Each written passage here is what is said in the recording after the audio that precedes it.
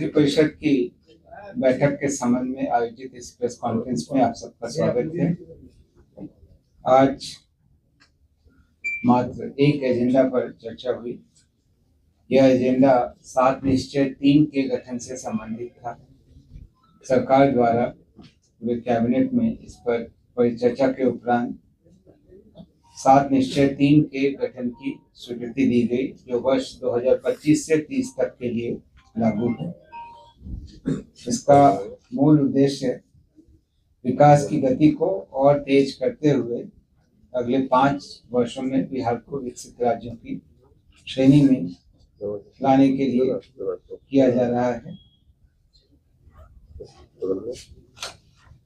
इससे संबंधित अधिसूचना आज थोड़े समय में निर्गत कर दी जाएगी। मैं संक्षेप में जो मुख्य बिंदु हैं उनको आपके समक्ष रख दे रहा हूँ। विस्तृत मैं अनुरोध करूंगा कि जब अधिसूचना निकल जाएगी तो आप उससे भी देख सकते हैं। राज्य के प्रति व्यक्ति के लिए दोगुना रोजगार दोगुनी आय, पहला ये 7 निश्चय का पहला निश्चय 7 निश्चय 3 का पहला निश्चय है दोगुना रोजगार दोगुनी आय। प्रति व्यक्ति औसत आय को दोगुना करना, मुख्यमंत्री महिला रोजगार योजना के तहत सहयोग देना, 2 लाख रुपए तक की सहायता देना, रोजगारोन्मुख प्रशिक्षण देकर लाभुकों की कार्य दक्षता बढ़ाना, 94 लाख गरीब परिवार जो कि जाति आधारित गणना में चिन्हित हुए थे, उनको प्राथमिकता के आधार पर रोजगार योजनाओं से आच्छादित करना, आवश्यकता अनुसार अन्य उद्यमी योजनाओं से राशि की व्यवस्था करना, बिहार के उत्पादों की बिक्री के लिए हाट बाजार को विकसित करना, वर्ष 2020 से 25 तक युवाओं को 50 लाख से ज्यादा नौकरी एवं रोजगार दिया जा चुका है। अगले 5 वर्षों में इसे दोगुना करते हुए 1 करोड़ नौकरी एवं रोजगार के अवसर पैदा करना। नए युवा रोजगार एवं कौशल विकास विभाग का गठन, आप अवगत हैं कि यह गठन पिछली मंत्रिपरिषद की बैठक में हो चुका है और इसमें सचिव ने भी पदभार ग्रहण कर लिया है। दूसरा निश्चय है समृद्ध उद्योग सशक्त बिहार।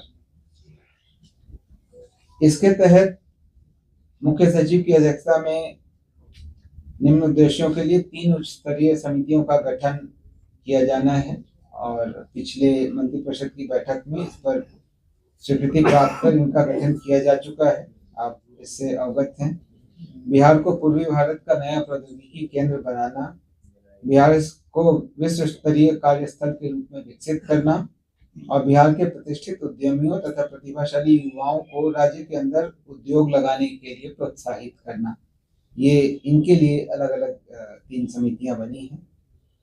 औद्योगिक क्षेत्र की स्थापना सभी जिलों में उद्योग लगाने के लिए की जाएगी और नए उद्योगों को लगाने के लिए जमीन एवं अनुदान देने की व्यवस्था करना ताकि यह उनके लिए आकर्षक हो। इस अवधि में राज्य में कम से कम 50 लाख करोड़ रुपए का निजी निवेश सुनिश्चित करना, राज्य में उद्योग लगाने की प्रक्रिया को और आसान बनाना, उद्योग विभाग के अंतर्गत छोटे उद्योगों को बढ़ावा देने के लिए एक नए सूक्ष्म लघु एवं मध्यम उद्योग निदेशालय का गठन, जो कि ऑलरेडी किया जा चुका है। स्थानीय उत्पादों के निर्यात और बाजार विकास के लिए एक नए बिहार विपणन प्रोत्साहन प्राधिकार की स्थापना की जाएगी। पुरानी बंद पड़ी चीनी मिलों को चरणबद्ध तरीके से चालू कराया जाएगा और नई चीनी मिलों की स्थापना की जाएगी। तीसरा एजेंडा है कृषि में प्रगति प्रदेश की समृद्धि। ये 7 निश्चय का तीसरा निश्चय है। वर्ष 2008 से कृषि रोडमैप बनाकर कृषि का विकास किया जा रहा है। अब तक 3 कृषि रोडमैप वर्ष 2008 से 12, 12 से 17 एवं 17 से 23 को क्रियान्वित किया जा चुका है। अभी 24 से 29 का काम चल रहा है। इसके कामों में और तेजी लाना है। मखाना बोर्ड की स्थापना की गई है, इसके आलोक में मखाना रोडमैप बनाकर मखाना के उत्पाद एवं प्रसंस्करण को बढ़ावा देना है। डेयरी एवं मत्स्य पालन पर विशेष जोर देना है। और आप अवगत होंगे कि इस कारण विभाग का नाम भी जो है बदलकर डेयरी मत्स्य एवं पशु संसाधन विभाग किया गया है।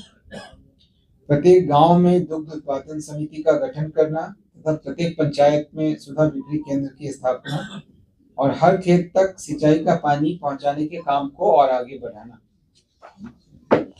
चौथा निश्चय है उन्नत शिक्षा उज्जवल भविष्य।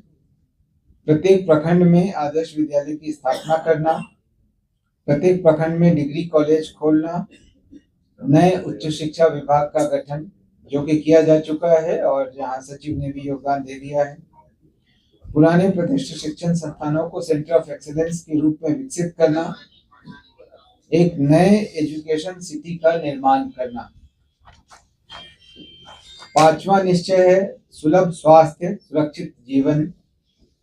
प्रखंड सामुदायिक स्वास्थ्य केंद्रों को विशिष्ट चिकित्सा केंद्र के रूप में विकसित करना, जिला अस्पतालों को अति विशिष्ट चिकित्सा केंद्र के रूप में विकसित करना, नए मेडिकल कॉलेज एवं अस्पताल में बेहतर पढ़ाई एवं इलाज के लिए लोक निजी भागीदारी को प्रोत्साहित करना, प्रतिष्ठित निजी क्षेत्र के अस्पतालों को राज्य में अस्पतालों की स्थापना के लिए प्रोत्साहित करना, दूरस्थ ग्रामीण क्षेत्रों में बेहतर चिकित्सा सुविधा के लिए चिकित्सकों को अलग से प्रोत्साहन की व्यवस्था करना और सरकारी चिकित्सकों की निजी प्रैक्टिस पर रोक लगाने के लिए नीति लाना। छठा निश्चय है मजबूत आधार आधुनिक विस्तार। शहरी क्षेत्रों का विस्तार एवं नागरिक सुविधाओं का सुदृढ़ीकरण, शहरी क्षेत्रों में आधुनिक नागरिक सुविधाएं बढ़ाना, नए नियोजित शहरों का विकास और शहरी गरीबों के लिए सस्ते आवास की व्यवस्था करना। सुलभ संपर्कता का विस्तार, 5 नए एक्सप्रेसवे सड़कों का निर्माण करना, ग्रामीण सड़कों का चरणबद्ध तरीके से 2 लेन में चौड़ीकरण करना, सुनिश्चित बिजली एवं सौर ऊर्जा, विद्युत से जुड़ी आधारभूत संरचनाओं का सुदृढ़ीकरण करना और सभी इच्छुक लोगों के घरों की छतों पर सोलर पैनल लगाना। ऑलरेडी इस योजना का क्रियान्वयन किया जा रहा है, इसमें और गति लाई जाएगी।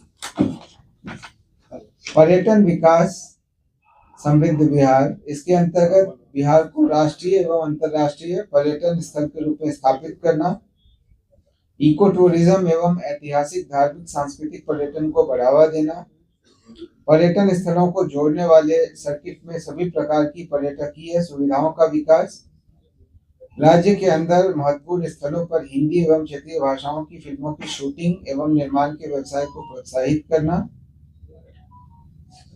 युवा शक्ति खेल में प्रगति, ये सभी मजबूत आधार आधुनिक विस्तार का अंश हैं।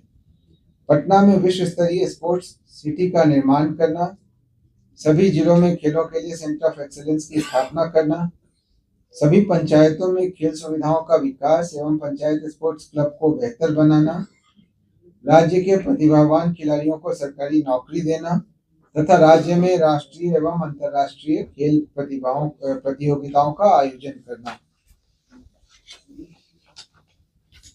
यह आवश्यक है कि पूर्व से जो संरचनाएं बन गई हैं उनका रखरखाव उचित हो।